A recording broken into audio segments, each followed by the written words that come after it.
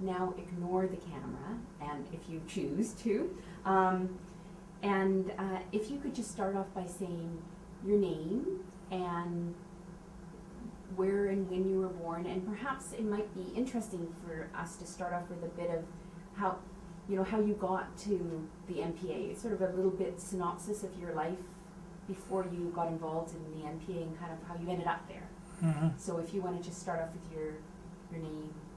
Well, my name's Dave Beamish, Yeah. and I was born in 1942. I got to MPA through my ex-wife. We had split up, and I'd been in the hospital. I got out, and I was getting a social worker coming bringing me ladies' magazines. It was just nothing, It was in a house with all kinds of other guys that had mental problems too. It was very scary. And she told me about MPA, so I went there. And remember the guy, he's dead now, but Glenn Underwood opened the door to welcome me into the place. I felt at home right away. Oh, that's totally cool. Yeah. So what year was that? That'd be 1972, I guess. So it had just Just been going for a year. So just to back up a bit, because I find it also interesting about where you were. So had you been in Riverview? Mm-hmm. So you came out of Riverview in 72, Mm-hmm. and were you in a rooming house? Yeah, rooming house, yeah. Whereabouts was that? It's in the West End. In the West End. And was it? Can you just describe what it was like? It's a rooming house with a bunch of guys in it. And some of them were in pretty bad shape. And I didn't know where I was going to go. I had nowhere to go, nothing to do it with. I was just lost. So when she told me about that, I took the chance and went there, and it paid off. And so the social worker told you about it, or No, my ex-wife told me. Your ex-wife told you. Yeah, And how do you think she knew about it? I have no idea how she knew about it. Right. She just heard she was involved in the women's movement. I'd have heard about it from that. Do you mind sharing her name? Margaret Brady. Okay. So she suggested you go to the MPA. Was that the drop-in center that you went to first on 4th? No, it was earlier than that. 10th and Trutch. Okay. 10th and Trutch, which was a drop-in center, office, a crash pad, all in one place, Okay. Can you describe what you saw when you walked through the door, what you found yourself in? I don't remember very well. Just various people, Yeah. coming and going. And I made my best friend in my life there. She's a nurse, but she worked at MPA in one of the houses. Uh-huh. And she was great. Her name's Fran Phillips. She was there a long time too, Yeah. like me. She was a good hit. Yes, she was very involved with the MPA. Yeah, she was. Yes. So, but you remember how it felt. Like, you don't remember specifics, but you remember that it was a good place. Yeah, So why was it a good place? because we ran it ourselves. CMHA, you go there, they give you a rope and they all go off to the library or something like that, It was crummy. But at MPA, the staff were hired there by election, which you couldn't do nowadays, of course, but you could then. And so I ended up being a staff myself. Mm-hmm. What did you do? Oh, various things. I've worked in all the drop-in centers and managed a couple projects at Riverview Hospital for them. Right. Do you want to tell us a little bit more about that work? Well, the drop-in center, you just do whatever comes up, you try and help people, try and keep out of trouble. But the projects at Riverview Hospital were interesting. One of them, we hired patients from the hospital to work on the project, and that was something quite different, What year was that? That would be close to 1980, I guess. Okay. Was that called the Riverview Extension Project, or do you remember the name? Probably. I don't remember the name for it. Okay.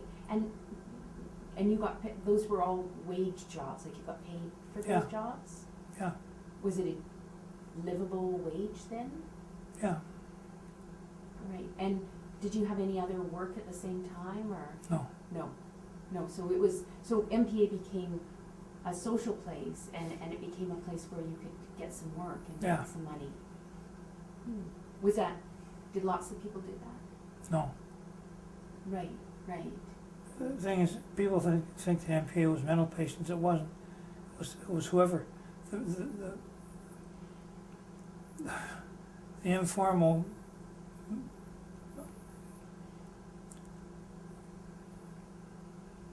the way you became a member of the place was to go through the front door twice and go to a general meeting and you were a member. No, it wasn't all mental patients at all. It was a lot of non-patients too. And that's what did the place in the end. So what kind of non-patients hung out there? People were looking for a job. Right, right. We interviewed Jackie Hooper yesterday. Oh, Jackie, she's still alive. She's still alive and she's doing well. Yeah, that's good. Yeah, and she said that a lot of Aboriginal people came there. That there That's were a group true. and I was fascinated by that. There wasn't that many. Right. Some. So they came and I had a little short email correspondence with a woman, I don't even remember her name, but we found her in a nutshell and I found her on 411. And she said, oh, I just went there a few times, I was interested. I published a couple of poems, but she was a creative writing student from UBC. So it does seem like a really interesting aspect and unusual that it drew such a varied group. But do you think that worked against kind of discrimination and stigma of mental health? I think it worked against it, yeah. Yeah, but you felt it was that in the end it wasn't good for the MPA to. Well, what happened at the end was that one of the people who was a member, and she was an ex-patient too, had friends from Lethbridge. They all got jobs in the place. And in the end, it ended up that I think it was 22 staff. 2 of them, myself and another guy, were ex-patients only. So I resigned my job at Riverview, and we fought it out in the drop-in center, for meetings and so on. And in the end, they agreed to have 50% ex-patients, but I knew it wouldn't happen because they didn't train anybody or anything. So I left. So what year was that? About 1980. In 1980. So Not too long after the film was made. right. So I think the film was 1977. Yeah. Yeah. Because there's a clip of you in the film.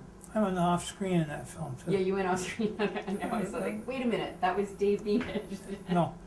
There was one part there, a fellow was talking to a woman in the house, and I was in the off camera. Oh, okay, okay. But there's a shot of you in the film. Yeah, there is. Yeah. So tell me a little bit more about the Riverview work, because that's very interesting. Well, we used to do stuff there that the social workers should have done. If somebody gets evicted, gets their stuff all taken away, we would go and get the stuff for them, make sure they got it back. And just help people to get ready to leave the hospital. I used to sit on review panels. In those days, you didn't have to be a professional to sit on them. And I sat on review panels and helped people out, try to advise them the best way they could get out of the place that they wanted out. Didn't always work, but tried. Yeah, and imagine having an ex-patient, help give you that kind of support and guidance. It would be different than what they'd hear from a professional, I should say. For sure. Yeah. About just surviving, that's really valuable. So, but you said that the patients worked on that too. Did you say the patients at Riverview? Yeah, we hired patients at Riverview by election to work with us. Do the same kind of jobs we were doing. Right. When they were doing it from the hospital. So who would have thought of the Riverview work then? Whose idea was that? How did projects come about? There was funding available for projects. The Liberal government had these fundings available. We just got one and went there. Okay. We sort of made it up as we went along. Like maybe a LIP grant, or would it be? Probably was an LIP grant, probably. Right. We got 2 of them. You're only supposed to finish the one, and that was it, but we got a second one that faked it. So we got 2. You faked it? Sort of, yeah. So people were at the MPA were good at getting funding. Pretty good. That's part of what wrecked the place. Right. All the funding came in. People who wanted jobs came in more. Right. Like the people that I'm talking about, the Lethbridge gang I'm talking about, they didn't care about the place the way we did. Mm. You know, they were there to get a job. That was it. Tell me more about how you cared about the place then. Well, I cared about it because we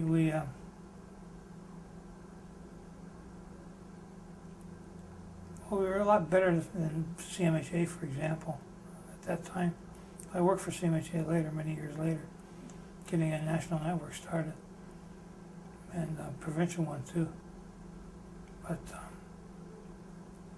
it was just, it's hard to explain why it was really good, but it felt good because we would go and do speaking engagements at different schools and stuff like that, tell them about what we were doing, you know, and give people some idea that we weren't all just nuts. Well, we were pretty nuts, some of us. But that's, I see, I didn't know you went out to schools. Oh, yeah. Can you tell me a bit about that? What year would that have been? In the 70s. Right? And we would, if you had somebody with a degree that went with you, you got paid. If they didn't have a degree, you didn't get paid. So Fran Phillips had a master's degree, so she used to come with us, and we would get $20, I think, or something like that. That's For not it. shabby in the 70s. No, we talked about problems with mental health, you know, of which there were many at that time. So you taught, was it like high school students, elementary students? Yeah, could be the university students too. Oh, so sometimes you go out to UBC or SFU Mm-hmm. and give a talk too. Mm-hmm. And so that sounds pretty formal if there was some funding for that, or maybe you got the funding from the school board or the university would have paid and like an honorarium or something like that. Yeah, something like that. Yeah, I don't know who paid it. Yeah. I just know I got it, that's all. And that must have been very empowering. It was. Yeah. I mean, I like to say that when I went to MPA, my self-esteem was so low I could hardly get through the door. But I gained a lot when I was working there. I got to be more confident in myself and learn things that I could do that I didn't know I could do, you know, Yeah. Yeah. like that. Yeah. It helped me a lot. Did you live in any of the houses? No, I never did. Right. I figured it was enough that I hang out there and work there without living in one of the houses, you know. Plus, I wouldn't have liked the houses anyway. Why not? Well, the way they were run, I didn't like them. Good collective nature, or Yeah, I mean, they were all right, but I just didn't like them. okay. I Okay. didn't want to live in a staffed house. Right. Right. You wanted to be more independent. Yeah. Yeah. Yeah. Let me just. I'm just now gonna. Yes, you were you were on the Riverview Extension Committee. I've got here that you were office coordinator. You're drop-in coordinator with a woman called Karen. Joe Ever. And you were in the men's group. I don't know. I No? don't remember. 79. Do you remember the men's group? No. Do you remember about feminism at the MPA? Some. Some? Got anything to say about that? Oh, not really. What MPA was, anything you wanted to do, if you get somebody else to do it with you, to do it, you know. Right. And feminism was part of that, I think. Yeah, I think so. Women's groups or Women's groups, yeah. because the two things intersected, the emergence of the women's movement, and Mm-hmm. so tell me about some of the other stuff then that happened, the other initiatives. Then, if you could get two people together and start something. Well, I spent a lot of time just hanging out there, you know. Yeah. It was somewhere to go. And at first when I went there, they used to be open 24 hours, but then they closed it at 12 after that. Because it was just too much. Did you like watch TV, play pool? Yeah, do all that. Yeah. And eat meals there? No, No. But did other people eat meals there? Like, was there a kitchen? no. No. There was a kitchen, but we didn't eat meals much. Okay. Okay. So do you want to? You've talked about Fran Phillips. Mm-hmm. Who were the other significant people in the MPA for you? Like for you? She was the most for me. Yeah. We were friends, and we worked together afterwards at a place called Pioneer House that we started in New Westminster. right. and she managed the place and I worked there. Do you want to tell me about that project?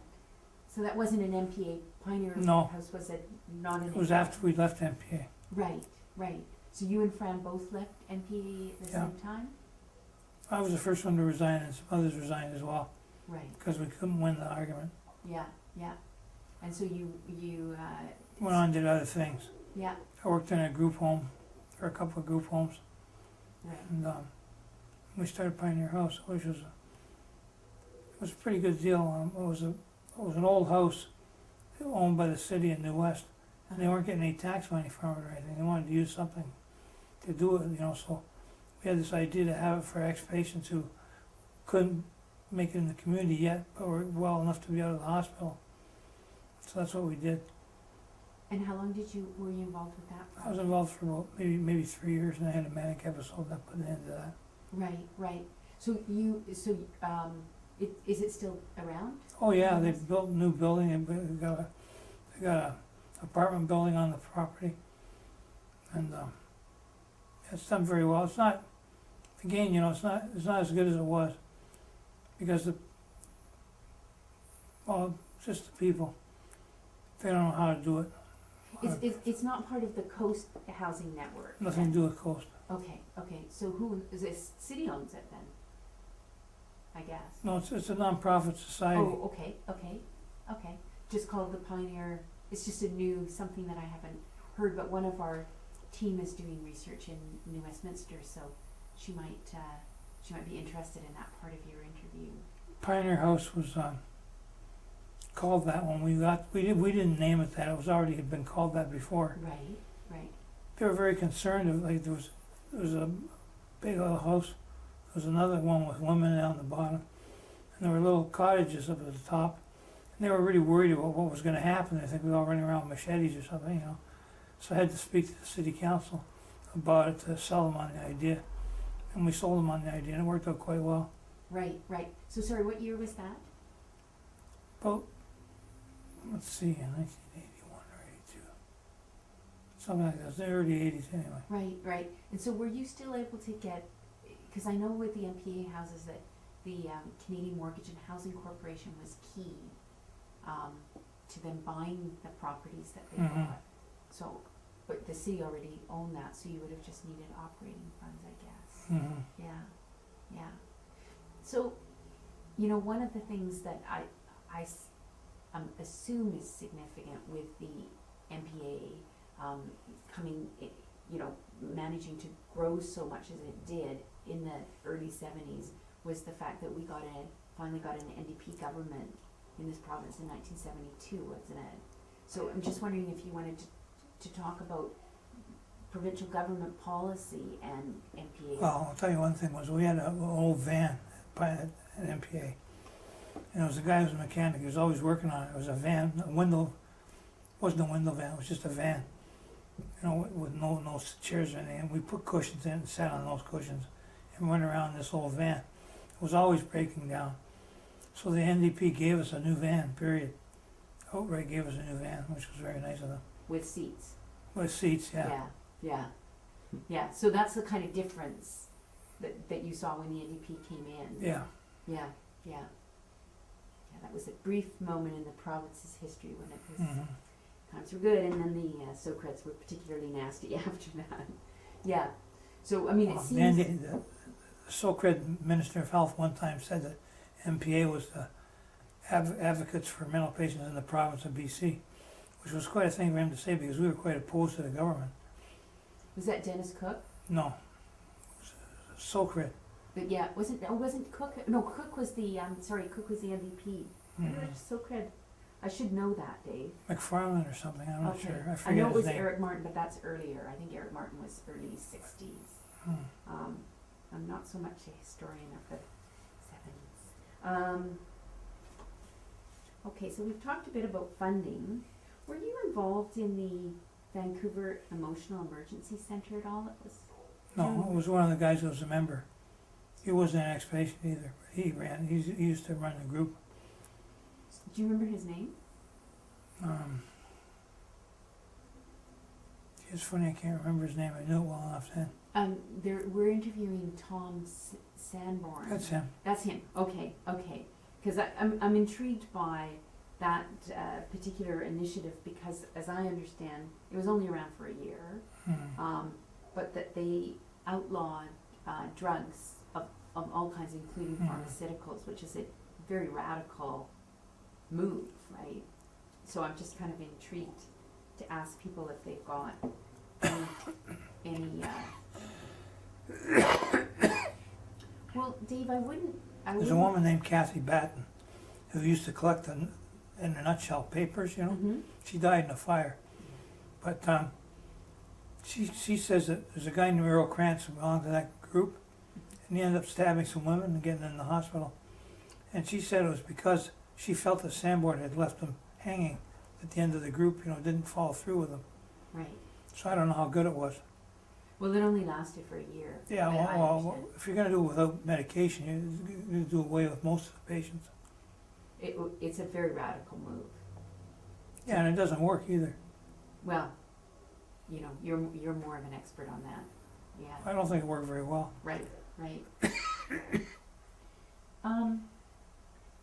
Dave, you've been in the mental health system and in this community here for a long time, and I wonder if you felt like you had something to say about the topic of, you know, stigma and discrimination and what it was like when you came out of Riverview the first time, and you know how bad was discrimination then? Have they shifted over time?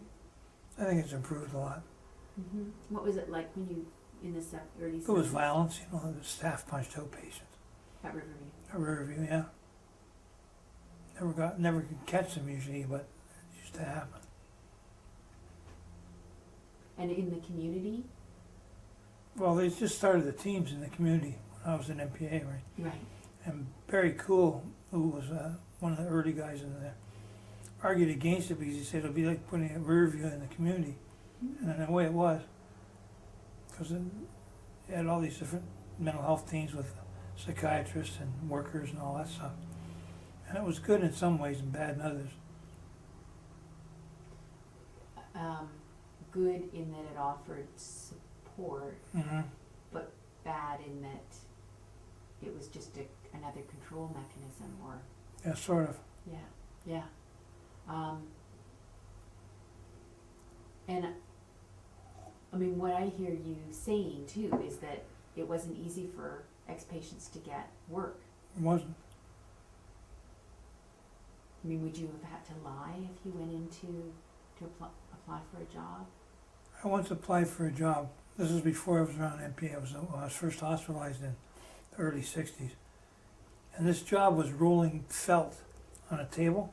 With the other person, you roll the felt out and flatten it out and then bundle it up or do whatever the hell you do. Anyway, I told them I'd been a patient in the hospital and they didn't hire me. And that was why they didn't hire me. I knew that for sure. Yeah. So if I had been working at a regular job, I would have lied. Otherwise, you wouldn't get hired. So that was one of the gifts that MPA gave you, was That's an right. opportunity to build a sense of self-esteem through Right. work. Through working, yeah. Yeah, that's really cool. Yeah, yeah. So tell me about Barry Cool. Well, very cool. An interesting guy. He was diabetic. He's very obsequious. That's something, some people didn't know that about him. I knew it.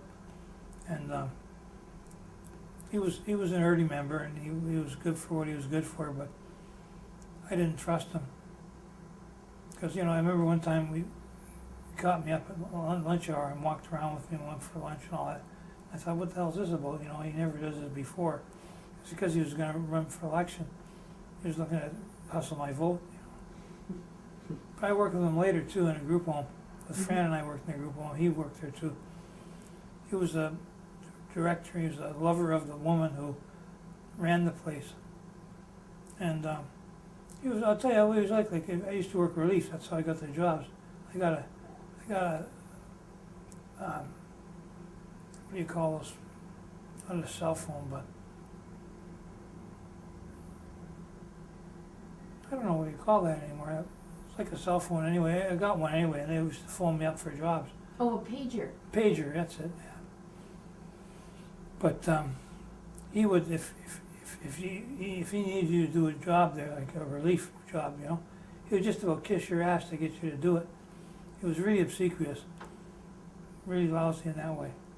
But an important person for the MPA, do you think? I think he was, yeah. In terms of getting it going. Mm-hmm. Yeah. So I'm guessing that Lanny Beckman was still involved when you got Yeah, involved. but not very much. He didn't like the place himself. Right. So he didn't spend much time at the drop-in. Not anymore, no. Even by 72? Mm-hmm. Oh, wow. Okay. Because I know he was not much involved by the late 70s. No, by then he was out. Yeah. So were you involved with the farm at all? No, I wasn't. Okay. Did you ever go there? No, I didn't. Okay. I wanted to hear more. I find the farm kind of an interesting failed experiment and back to the land, very much a piece of the time. So what were the politics of people that were involved in the NPA? Well, they left the center, I guess. Put it mildly. You want to elaborate on that, Dave? Well, we were pretty much opposed to the provincial government because they weren't very supportive of us, you know. But a lot of people didn't have any politics at all. They just went there Yeah. and hung out there, you know. The politics didn't concern them. But for some people, like I'm guessing that Mhm. Lanny was coming from a Marxist perspective. Yes, he was. And Stan Persky, Yeah, Stan Persky and very cool. they were all Marxists then. I think so. Yeah. So, because it's it's quick, the collective nature and the process orientated stuff, and to me is definitely left of probably NDP left of NDP. I'll tell you about Barry. He had a girlfriend that used to go there, and she was an asshole. She wasn't an ex-patient at all, but she was just an asshole in different ways. And one of the drop-ins we had was a maple and I don't know what, maple and something. It was a house anyway. And living room, people would drop in the living room and sit in the living room, and she would come downstairs from the stairs, and they would give each other a big hot kiss, you know, in front of everybody. I thought, you bastard, you know, these guys in here haven't touched a woman in their whole life practically, and you pull off something like that, you know. I never liked that at all about him, and her too. Well, Dave, you don't seem to be a person that's shy about talking about controversial stuff. So, like I think there's a tendency in my mind to romanticize MPA a bit because I'm attracted to the radical nature, but it was messy at times, huh? Very messy at times. Okay, you wanna Well, one time give me some dirt? we were having a meeting. This was in 10th and Trutch, I guess. Still, we're having a meeting in the basement, of the place, and a woman phoned in and was having trouble with her kid or something. I don't know what it was. She wanted somebody to come and help her. So a guy went out to help. Well, the guy that went was a pedophile. Turns out I didn't know that. Nobody knew that, but he's the guy that went out to go and help this woman with her kid. And that's why the place wasn't organized in those kinds of ways very well. It wasn't an ideal thing to do.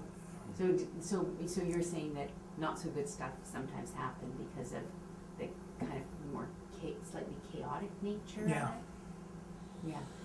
Or stuff got missed. Yeah. So how are we doing? How's our time? We have half an hour. Oh, perfect. Because You talked about consumers. What was that? what about consumers? What about them? You named an organization that had consumers. Coast Housing. I named Coast Housing. No, No? Toronto, somewhere in Toronto. Oh, Of the Psychiatric Survivor Archives? I guess so, yeah. Yeah. And consumers, right? Yeah, I mean, I tend to use Survivor. What do you use? What term do you use? Well, I'll tell you how consumers came about. When I Yeah. told you I was working on getting a a national network through CMHA, and a provincial network I got through CMHA as well. And anyhow, we had to find a way to, because we were involved so much with CMHA, we needed to have some way of designating us as opposed to volunteers and staff. So they came up finally with this Consumers and Mental Health Services, which got shifted over into the network aspect of the thing. And people then they talk about mental health consumers. If we were mental health consumers, we wouldn't be going to these teams and stuff, we'd be cured. You're consumers of mental health services, not consumers of mental health. Yeah, yeah. So what term do you like to use to describe yourself? Ex-patient. Right.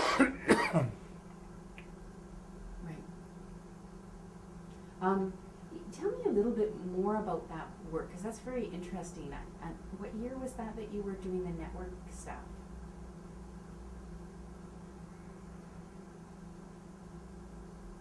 That was in the late 80s, I guess. The late 80s. And how did you get drawn into that? Well, I was on the board of directors of a volunteer association at Riverview Hospital. They had to have one ex-patient on the board, so I was on the board of that. When they started Pioneer House, they had to have someone with a nursing degree to run it. And so I put them in touch with Fran Phillips, and she got the job doing it like that, and that's how I got involved with it too. So I was like the head worker, and she was, and her assistant, sort of. Right, and then, so you were contacted through Pioneer House to be on the Canadian Mental Health Commission? No, No, okay. So that came out at a different, that was something different. that was something different. And that's, I mean, you've certainly moved around to lots of different places, Mhm. Dave, within the system, huh? Not for a long time, You haven't been so involved in the not last. for a long time. Right, right. But you're gonna be interviewing people from the network, I think. I don't think that that's a topic that hasn't really come up, but I find it very interesting. I just don't know much about that. My focus is on the MPA, Mhm. but other team members are looking at coast housing, because that's Mhm. another interesting initiative here. This is a coast that I got here. This is coast. This is coast subsidy. Oh, okay. How do you find coast as a are they your landlord then? No, they just pay half the rent, Oh, they pay after that. or roughly, Right, right, a bit more. right. They're good. They have a staff connected to the apartment. He comes by once every couple of weeks. We go shopping and do different things like that. But they're not snoopy or anything. They don't try and run your life.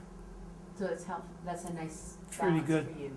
Really nice, yeah. Yeah, yeah. So Jackie Hooper Mhm. was involved in the beginnings of Coast getting into housing, and we're And she was involved more with Coast than I was. yeah, yeah. So did you work for Coast at all? Or? No, I did very briefly years ago.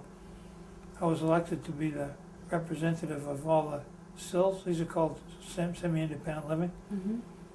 And then I realized after I got myself elected that if I was depressed, I couldn't work, couldn't do anything to help anybody. So I resigned. So I resigned the thing. And I tried once to work there on a project where you get $100 a month for doing 10 hours of work. But I couldn't, I was doing it at the kettle. And after a while, I couldn't do it for about a year. They used to just assign me the time, Mm-hmm. And so I thought I'd try it at Coast. It didn't work. I couldn't do it. I was too bummed out. My big thing has been depression. I've had some very bad manic episodes, but depression has been worse. Right, right. So your ability to work and participate in the movement, mental Mhm. health system and movement, has been, I guess in a way, it's been sporadic. Yeah. Yeah, but you still managed to pull off some pretty key pieces, right, Mhm. of activism, Yeah. which is pretty cool. So, In that box behind you, there's yeah, red books. yeah, If you want to take one of those, you could. sure. What are they? This is your book. Yeah, it's not the green one though. The green one was the first one. I don't have a copy, I have one copy of the Green Book. Well, we won't take that then. So I can take this one you've ascribed, you've, Take one that's blank. okay. That's great, Dave, thank you. So I found it, there's a copy in the National Library. Let's see. Here we go. Is this one blank, Willie? No. Yeah, they're all signed. No, they're not, there's a lot of them aren't. Okay. Just one's on the top. Yeah, we'll do it later. We'll get it, we'll do that. I appreciate that. Because that's exactly what I wanted to talk about next. Can we talk about your poetry? Sure. Because, like I was just looking through this, because Jackie gave this to me. She had it. I know, and it's in mint condition, which as a Mhm. historian, of course, I really appreciate. And so, of course, there's a poetry section, because the MPA seems to, and in a nutshell, big on poetry. And there's 2 poems by you. Mhm. So can you tell me about, in a nutshell, and about writing and publishing poetry, and how that fits with you and the rest of your involvement in the I started writing poetry when I was at MPA, and King of the World was probably my best one that I ever wrote. I've used it as a title on these other books I've published, you know. But well, it was an opportunity. Like if you were interested in something like writing poetry, you could do it, and you get a way to publish it, you know. So that's what I did. So was there a bit of a writing community then at MPA? Not really. Like, I wonder what gave you the idea to write a poem? If you've never written poetry before, I guess from reading the nutshell, Right. probably. I don't know. And, I like poetry. I had written poetry before. yeah, so there's 2 pieces in here. King of the World, of course, and What's the other one? the other one is Sing a Song of Sickness, or Who's Crazy? Oh, I don't remember that. Well, I'm an ex-mental patient. You can forget about the X. That gives me cause to break the laws and be a pain in the neck. Would you like to read King of the World for us to get it on tape? Sure. Okay. Is this, can you read that? It's in caps. Yeah, they didn't screw it up this time. One time when they published it, they took all the scansion out and scansion is what makes it work, you know. Okay. So they took that out, and then it was just a bunch of words, as far as I was concerned. Hit it. So, once in a rare while, a wondrous power descends to crown me king of the world. My being bursts with energy. I can be anything, do anything, go anywhere, meet anyone. Nothing is impossible. All around my lightning flashes, and life in its smallest detail becomes significant. Sadly, those not possessed of the power are fearful for themselves, for me, so I'm banished to a grim fortress where bearded magicians smoking pipes exercise their peculiar art to drive the power away. The bubble bursts, the ship sinks, the plane crashes, and I come down hard. It's all for the best, I suppose, but on days like this when I'm dead inside, I remember the power and yearn for the crown. That's great. Do you feel like reading the other one? Not really. I'm sure I wouldn't mind. Yeah, why don't you? I mean, just since we've got you in the poetry mode, we can, like, if you want to read it through as a take, and then we can do it again, you know, like. I don't remember this at all. I like it. It's good. It's Somebody fun. else liked it, obviously, they put it in. Well, I don't know what. Sing a song of sickness or who's crazy. Well, I'm an ex-mental patient. You can forget about the X. That gives me cause to break the laws and be a pain in the neck. It was terrible in the hospital. They treated me like hell. They burned my brains with ECT. I never will get well. They pumped me full of tranquilizers. Oh, the horror and the pain. But I fooled them. I don't. Oh, there's my manager. Okay. This is really important. Okay. Oh, Yeah, you guys have Okay, something. What pages? So just take it from the top. it's not true. I never had ECT either. I just wrote it in the poem. That's one thing I was I great. read it last night and I thought, oh wow, Dave had ECT. No, never did. I had lots of tranquilizers though.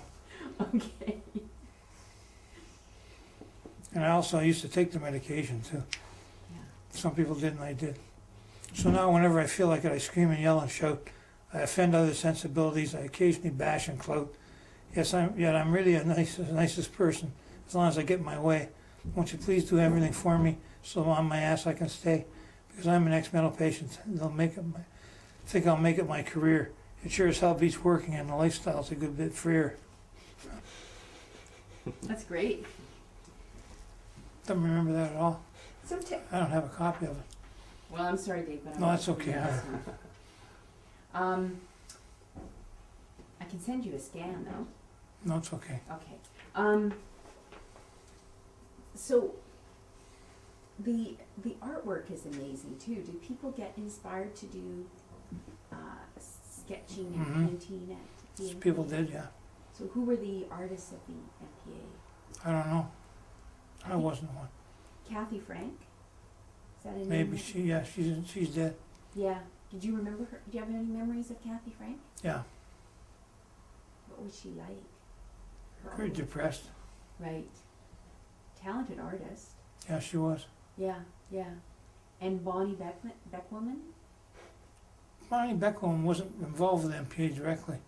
She was involved in the women's movement, but she hated Lanny's guts. They didn't get along well at all. That's when you were saying about getting hold of Lanny. She go through her sister. I said no, because they're not friends. I think they're getting along a bit better these Maybe. days. That's what I heard. But she did tons of art. Oh dear.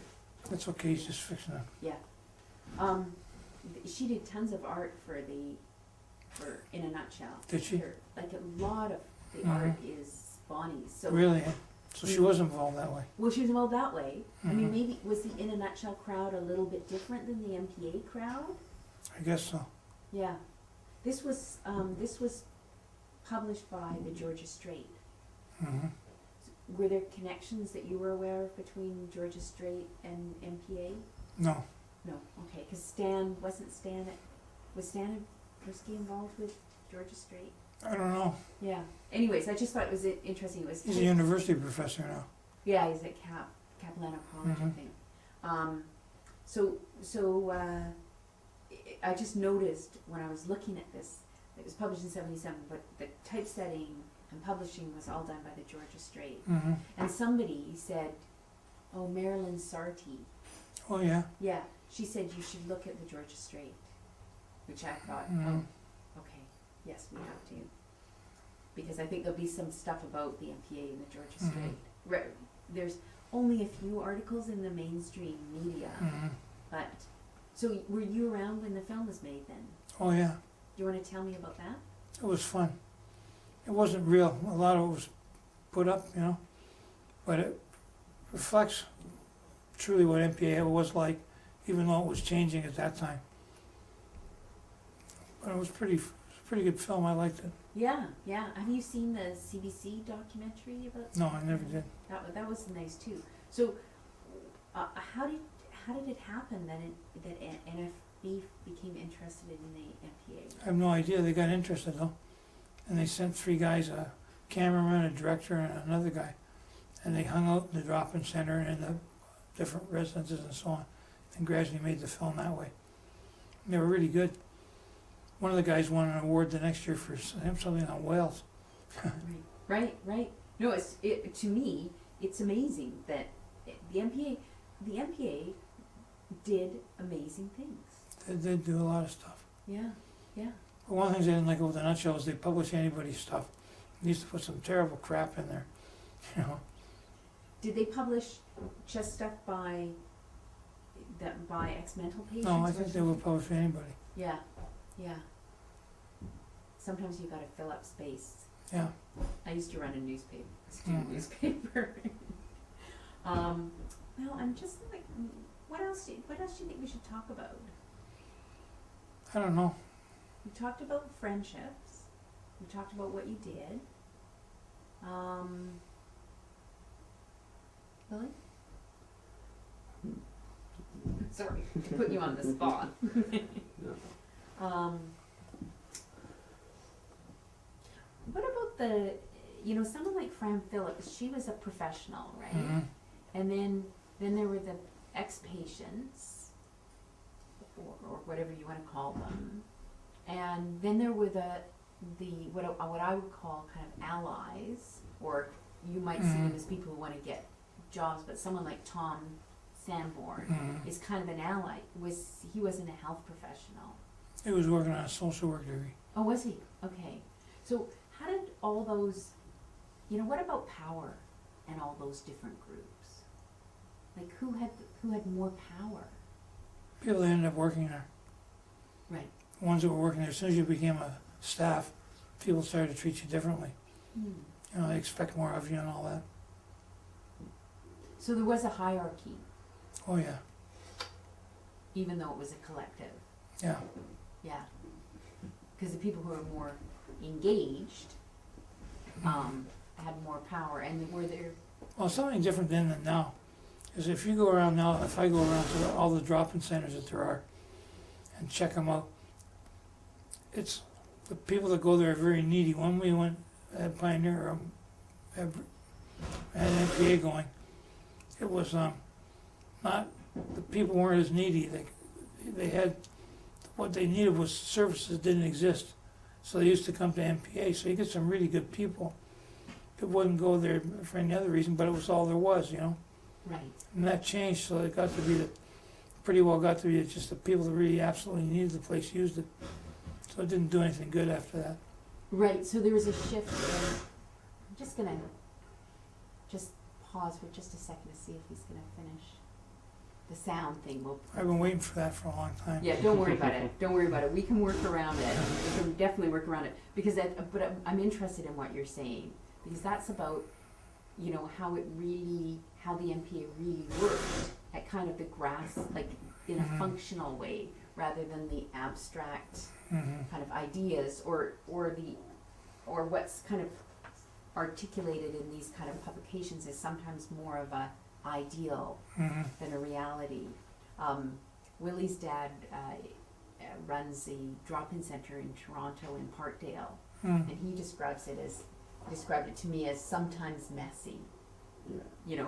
So what you're saying, what you're painting is a picture that sometimes was a bit. Oh yeah, it was very messy.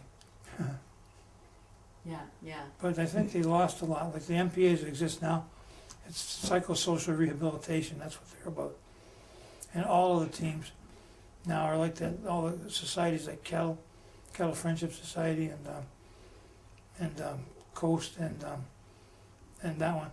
They're all psychosocial rehabilitation. They're not. So they have, like Coast does a lot to keep people involved. They have lots of meetings. Excuse me, and committees and stuff. But what I've always said about it is that if I can walk into one of these places and I spot the staff right away, there's something wrong with the place. And that was what you didn't have at NPA. That's right. The staff and the members were indistinguishable. They were at one time. Yes, in the early years, because they would shift. You That's could be right. Staff and member. Oh, that's very interesting. It's very interesting. And I had a thread from that. What was the thread about that I wanted to respond to? I have a question.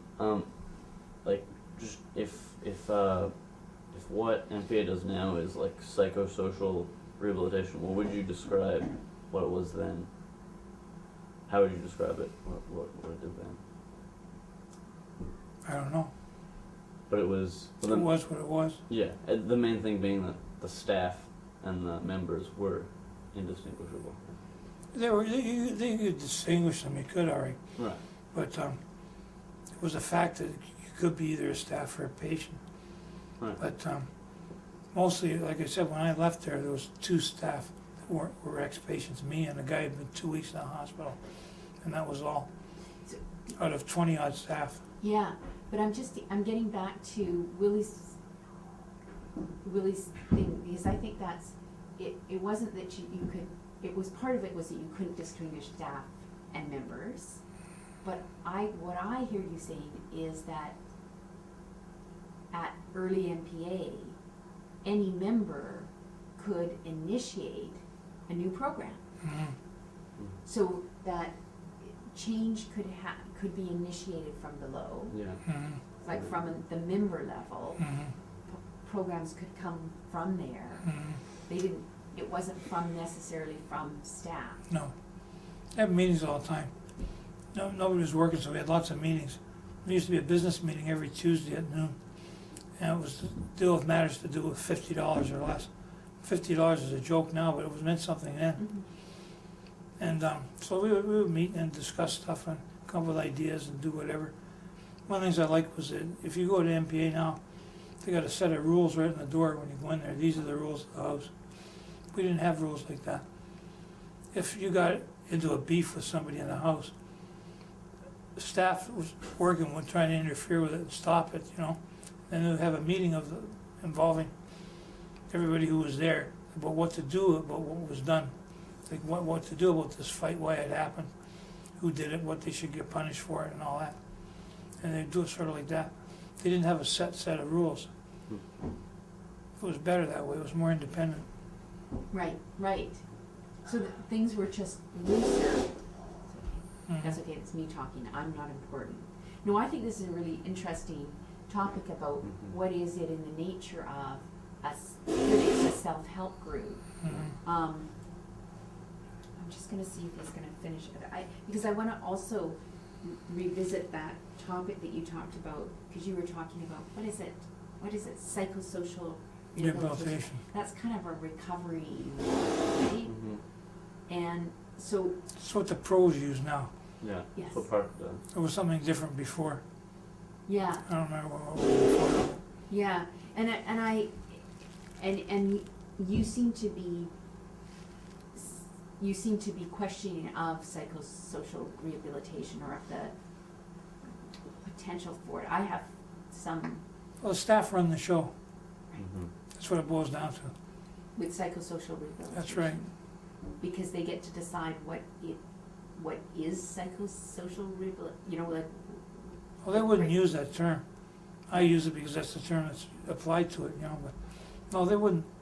But they just, one time, a person who worked as a coordinator at the Kettle Friendship Society, I don't know if you all know about Kettle. No, I'm not familiar, because I'm not a Vancouver Yeah, person, yeah, that's one of the groups. right. It's around, it was started by a lady who worked for CMHA and didn't like it, so she started this place. Mm-hmm. But it's gotten to be really weird. And anyhow, the woman who was running the advocacy at the time, the coordinator of advocacy, said that the meetings they have with the members are really good when the executive director is there, but not otherwise. And I said, yeah, well, she should be able to pull off a good meeting of the money she gets to be executive director, But they don't know how to do it. They don't know how to encourage people to run the thing. People do run some of it, but it's not the same. It's just not the same. It's not the same at all. Right. So, because I was talking to one of my colleagues about that, because when she said that there were sort of two stories that she saw early MPA members seeing almost recovery, or their version of recovery was almost a sort of protest or recovery from psychiatry. Like, would you describe MPA in the early days as anti-psychiatry? Oh, yeah. It's more anti-psychiatry than I was. Right. Because the fact is, there was nothing else, to help you with anything. And so did you adopt a kind of anti-psychiatry stance? No, I never did. Right. But it was still okay for you to be part of that group? Oh, yeah. There was a certain, so it wasn't entirely dogmatic. No. You still got to go to the party, as it were, even if you didn't toe the party line. Mhm. Yeah, okay. Okay.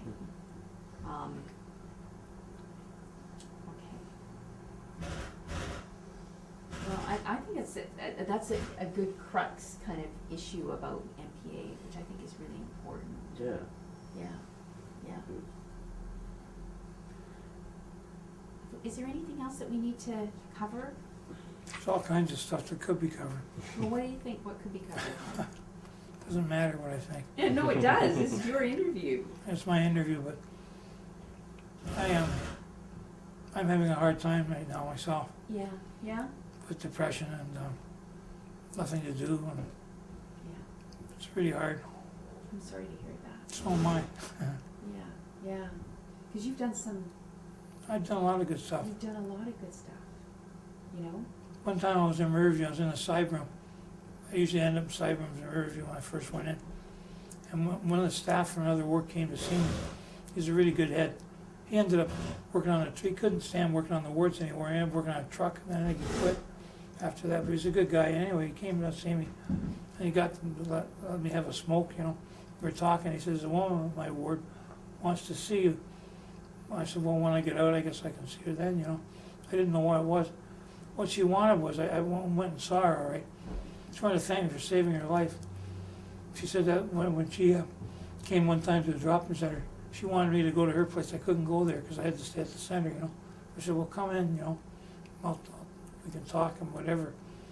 And so I guess whatever it was, the exchange went down between us. It meant something to her more than it did to me, I think. But that's something you don't often get, that kind of feedback, you know. Yeah.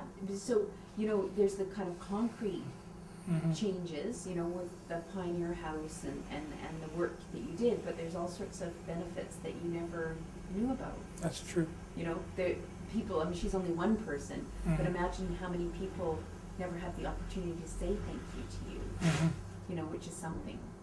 It Yeah. really is. It's really something pretty big, because I do really believe that MPA spoke to ex-patients in a way that no psychiatrist, no nurse, No, no social worker could, that's right. you know, in a way that was really real and therefore really meaningful. Mhm. I think it was a wonderful organization. It was. It's not the same anymore. No, but I think it's better than nothing. Yeah. Well, you can say that about anything. Yeah. No, I don't actually, I don't know. Yeah, I guess I could say that about Chapters. It's better than no bookstores at all, but I Right. prefer to have Duffy's, huh?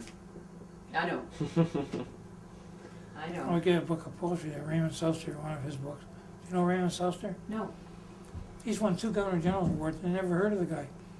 He at one time had all his works published. He had 20 volumes of poems Oh, published, and he's done more since then.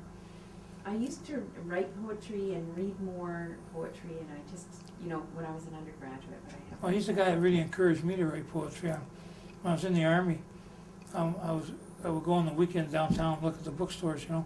I came across one of his books that was signed by him, Mm-hmm. and I took it, and I thought, that because of how much I liked this stuff, I thought that I wrote like he does, you know. I don't. I found out later, I looked at some of his poetry, and it's different. He was a nice man, boy. I phoned him once. I was just getting manic enough that I got his phone number through information in Toronto. Thanks. I think. Okay.